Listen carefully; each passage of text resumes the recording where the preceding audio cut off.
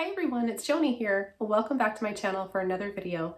Today I'm going to be going through a list of do's and don'ts that will help you be a better painter with acrylics. Starting off with number one, the most often asked question I get all the time, which is how to keep your acrylics from drying out so fast. I've got quite a few tips here that I'm going to go through with you right now, starting off with a spray bottle. So I just have a spray bottle with water on hand in my studio to spray down my palette to keep my paints wet. So this is really going to help keep your paints wet a lot longer. You may need to spray more often or less frequently depending on the humidity and dryness and heat in your room that you're painting in. The second thing that you can think about using to keep your acrylics wet longer is a waterproof palette. I've got a few different ones here. I've got a paper palette that's wonderful and it's disposable. It comes in a pack of 30 different sheets. Different sizes and different colors are options for these as well. And anything plastic, glass, or acrylic, like a little tray you may have laying around the house, inexpensive, and it's waterproof, so it repels the moisture, keeping the moisture on the top instead of soaking in. Don't use paper plates, cardboard, or any kind of paper like paper towel, because all of those are very porous and they're going to draw the moisture into them, and you're going to be having to reapply your paint so often. You're going to go through much more paint this way and it's going to be very frustrating. The last palette that I want to discuss is a Stay Wet palette. These are wonderful. You can find them at many art stores. Be sure to use distilled water with yours to prevent the growth of bacteria and mold. So do your research about those, read all the rules and instructions, but that's a really, really good tip. So distilled water prevents the growth and bacteria from mold. I prefer to use the paint palettes paper here, and I also like to use packaged canvases. So when I go to the art store, I get bundles of canvases, and a lot of them are pre-wrapped in like a cling wrap. And I like to use those as palettes because they're waterproof, and then I can just tear it off after when I use the canvas. So a lot of times that's what I'm using here behind and set off to the left side here of my painting demonstration. And yeah, so basically anything that's waterproof. You can even use like a glass cutting board that you would use in the kitchen. Be sure to not use anything abrasive when cleaning, because you might be left with little scratch marks. Once the paint gets in those little grooves, it can be nearly impossible to get it clean again. So to keep your unused paint from drying out, if you've been working on a painting and you've got lots of leftover unused paint and you want to go back to your painting later on, and whatever the reason is, you don't want to waste your paint, right? You've got lots left over. You can just cover it up with some cling wrap. So just use some cling wrap or tin foil or a lid to cover your unused paint. You can place it in the fridge, place it in a cool, dark place that will keep your acrylic paint wet for many, many hours, even a couple days. So another great tip for you to keep your acrylics from drying out fast is using a slow drying medium. So you can purchase these at many art stores. Add some to your acrylic paint, mix it up, and it will stay wet, like it'll act like an oil paint for up to 3 weeks. Okay, so I hope these are some great tips for you guys and you picked up something you didn't know about before that's going to help you out. Let's move on to number 2. So for number 2, color mixing. Now color mixing can be really fun and it's also really important. You can learn how to make other colors with primary colors. This takes me to the color wheel. A color wheel is really important to have because then you know what colors look nice with each other, complementary colors. You can also learn to mix secondary colors, and you'll see all the different shades and all the different colors you can make just by 3 colors, your primary colors, yellow, red, and blue. So typically a color wheel, a basic color wheel, will include 12 different colors altogether. And I will be having a video coming up soon going over color wheels, how to make your own, and all the colors you can make. Number 3, how much water to use with acrylic painting. So that all depends on exactly what you're painting. But what I can tell you, most of the time when I'm painting landscapes, it's more water for the background, thin layers to thick layers. So thinning the paint out with water and then ultimately building up to thicker layers and using full strength acrylic paint for the foreground, such as whatever the focal point is going to be in the painting. Maybe it's a flower, a butterfly, a tree, a fence. Those things I'm going to use full strength paint for, and then that will make it pop, and everything in the distance is going to be a little duller and more subdued, and thinning the paint out is one way to do that. So using a little bit of extra water for the background. I've got many different tutorials demonstrating how to do that, and including this one here. So I'll have a link below for where you can watch those and learn step by step the process, how much water I use. There's a brush that I like to use a lot of water with, and that's the liner brush. So if you have a long liner or rigger brush such as this, you're really going to want to be using a lot of water along with your paint in order to work those long sweeping brush strokes out. This brush doesn't hold a lot. It's got just a few little bristles in there, so it needs all the help it can get, and water's your friend when using this brush to paint. Now I've got a full tutorial on exactly how to load this brush, use it, all the different ways and techniques. Have a look below in my playlist. I'll link to where you can see and learn all about every brush, how to use them, and different techniques and brush strokes. Okay, number 4, colored canvas. All the benefits of using a colored canvas. So if you've ever thought about pre-painting a canvas a different color before starting your actual painting, using a different colored canvas to paint on can really bring life to your paintings and make the colors just pop off the canvas. So I've been using black canvases, gray canvases, yellow ochre, and even red. So it's really, really fun. Now, if you do this, you can try using complementary colors as well. Say you're going to be working on a sunset. So sunsets, I'm thinking warm tones like reds and oranges. So look at the color wheel and see what the complementary color is to red. It's green. So then you know you can use green, any shade of green you want, for the underpainting. Make sure that when you apply the color you want for your painting, your canvas, dry it off before you start the actual painting. So my most favorite color that I like to use for an underpainting is gray. There's something about gray, warm or cool gray, and there's different tones. For every color, there's a warm and a cool shade. And I found that it doesn't matter what I'm painting, gray always makes the colors look so pretty and pop off the canvas. So that's just my little tip, and that's my personal preference. Give it a try, and I've got tons of tutorials here and on Patreon demonstrating how to paint on a gray canvas and all the benefits. Okay, number 5. Number 5, how to wash your brushes. So I'm going to be using this brush to demonstrate because so many people keep asking me how to dry this brush out, because the brush, once it's wet, loses its nice soft shape. I do recommend having a few of these brushes on hand because they do lose their shape. But with all my brushes, including this one, I just use a little bit of water. When you're done using your brush, just put it in, tap it gently to release all the paint, and then get rid of the excess paint on the edge.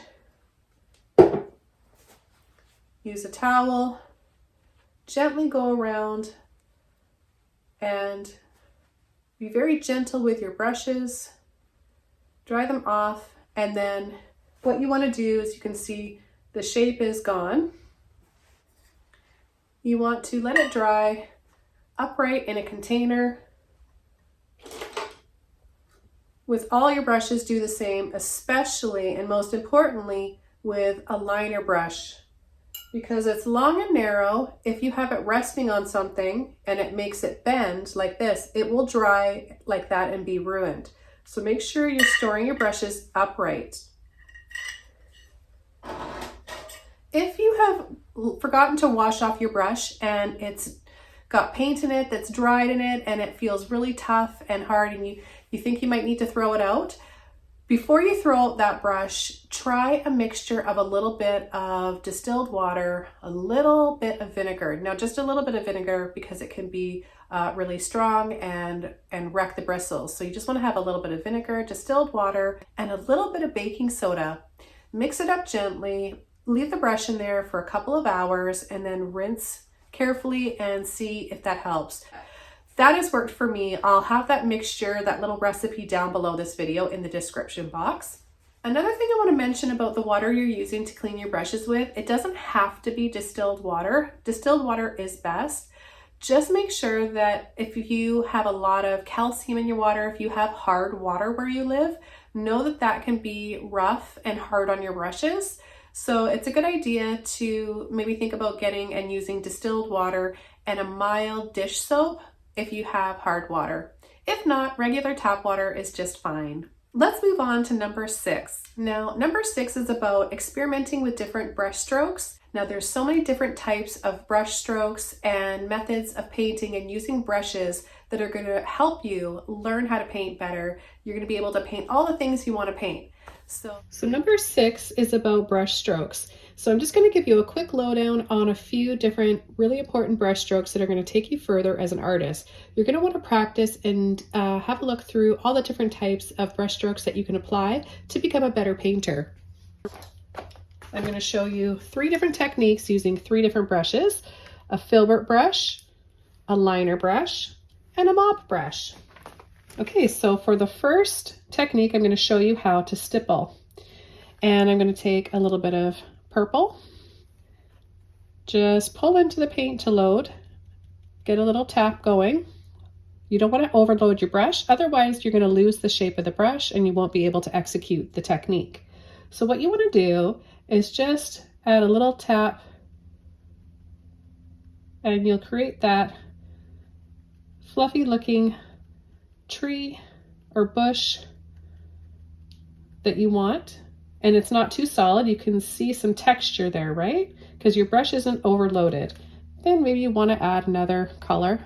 We'll just use a little bit of this blue here.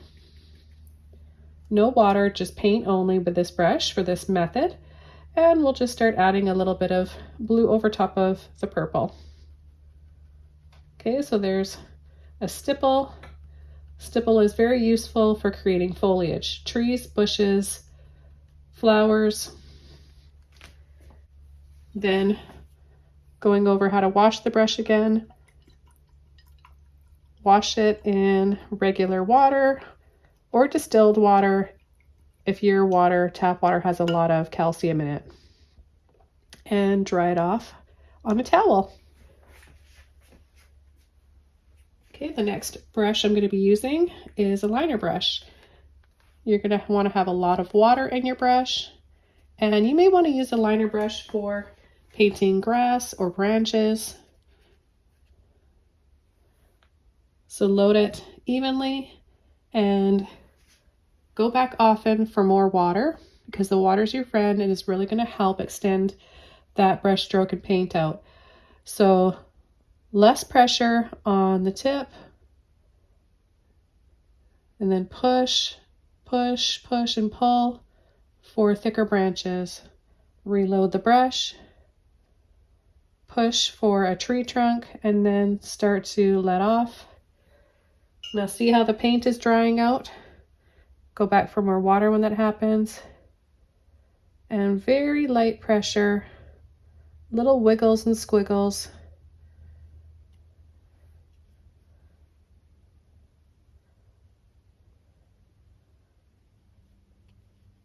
Okay, so you can just create really wispy looking branches, trees, and grass with this brush.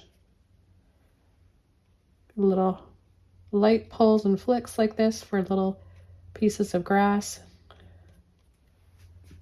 Going back for more water.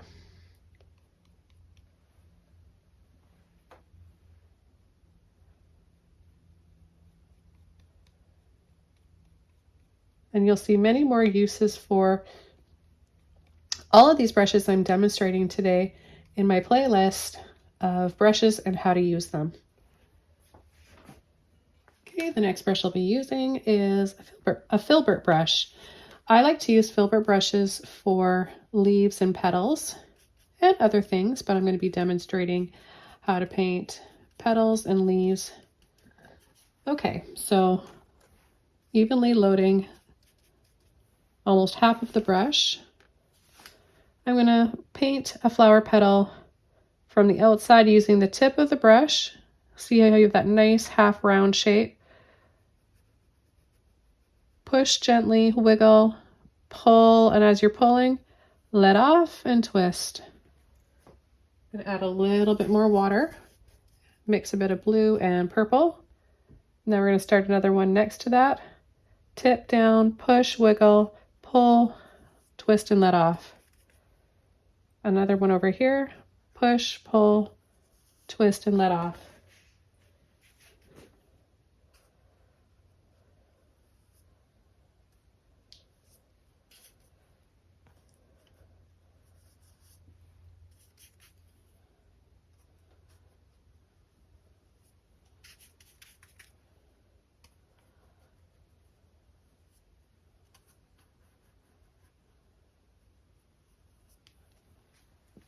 Okay, now I'll show you how you can paint some leaves.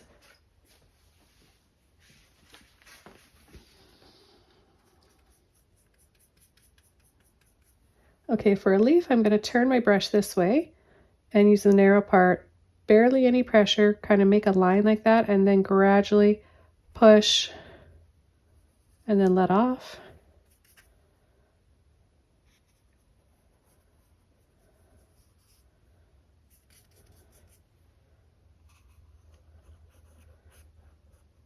The wider you want to make it, just push a little bit harder.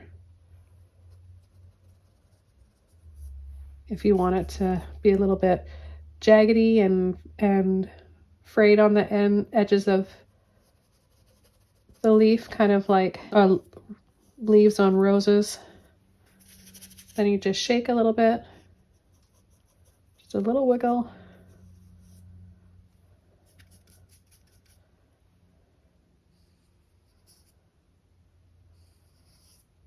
But it's very similar, painting petals and leaves.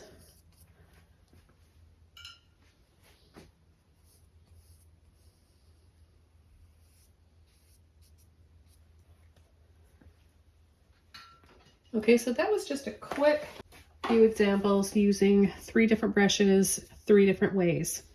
Let's move on to number 7. So using a mop brush, purple, blue, and white, I'm going to show you the steps in order to creating a 3D looking bush. I'm going to start with the darkest color first, the base color. So we'll use our dark Phoenix Violet or Dioxazine Violet, any dark color you want. Doesn't have to be these. Okay, so we're just going to tap in the dark base color.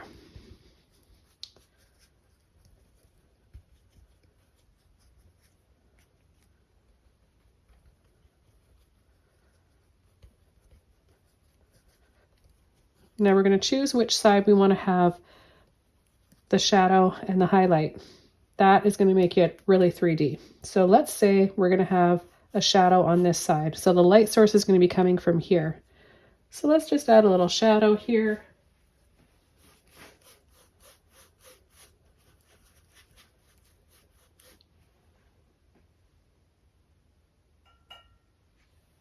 Add just a little bit of water.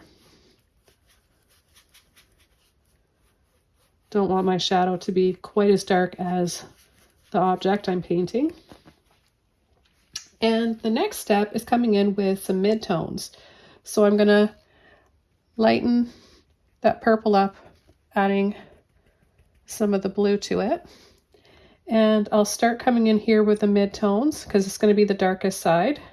So in the middle here, it's going to transition from dark, mid, and then to lightest. So it gradually gets lighter. Okay, so we've got the blue, purple, the blue mixed with the purple. Then we're going to take some white, mix those colors together, and let's just take a little bit more. And then we're going to start our highlight right about here.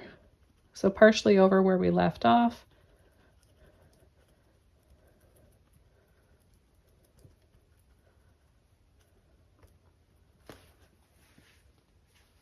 And then we can make it even brighter, adding more and more white depending on how bright you want it to be.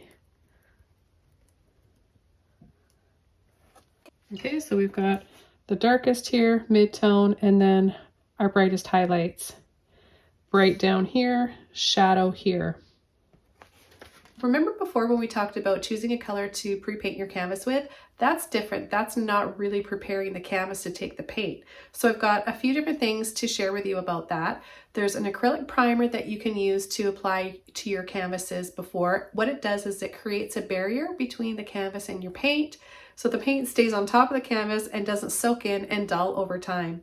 The second thing you can use is acrylic gesso, and I've got a few different ones here. They come in different colors. There's one here that's white, and then I've got two more here, a black one and a clear one.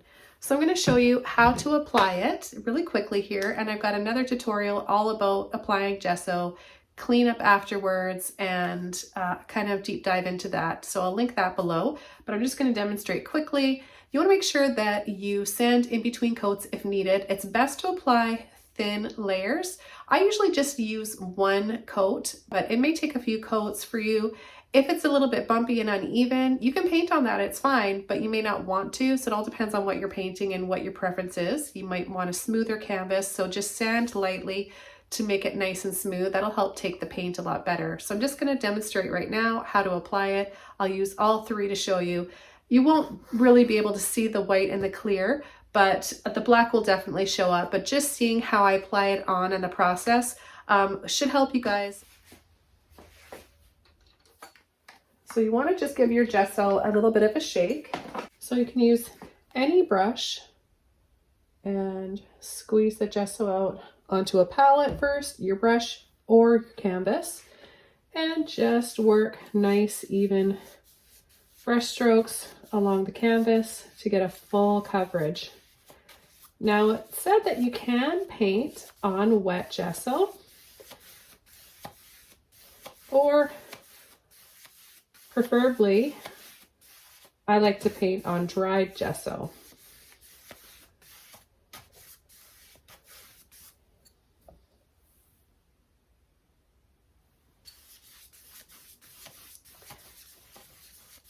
But just make sure you're not adding too much paint all at once, and just get a nice, smooth, even coat. And remember, if yours is bumpy and thick, then you can just sand lightly to make it nice and smooth. Now, if you want to make gray gesso, you can definitely mix a little bit of white and black gesso together. There are recipes online to make your own gesso as well. So same thing with the white. I'm going to add a little bit here, and then I'm going to work into the black to show you that you can make gray gesso by mixing the white and the black gesso together.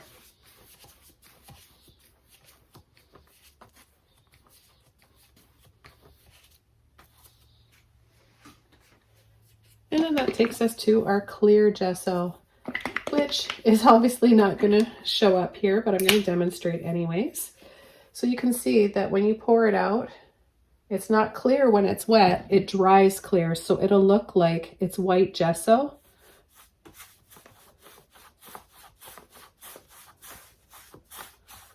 So just apply it the same way.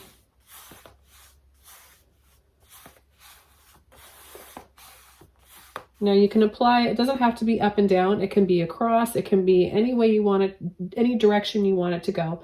It's going to do the same thing. It's going to create that barrier that you need to keep your acrylic paint on top and not soaking into the canvas, because what that will do is make your painting dull over time. So to keep your paintings lifelike and nice and vibrant, take the extra time to apply a coat of acrylic gesso or acrylic primer. Okay, so I want to thank you guys for watching this video today. I hope that it was helpful for you and that you realize how versatile acrylic paint can be. I've got lots of tips coming up on this channel and on Patreon, so stay tuned, have fun, and I'll see you guys soon in another video. Bye!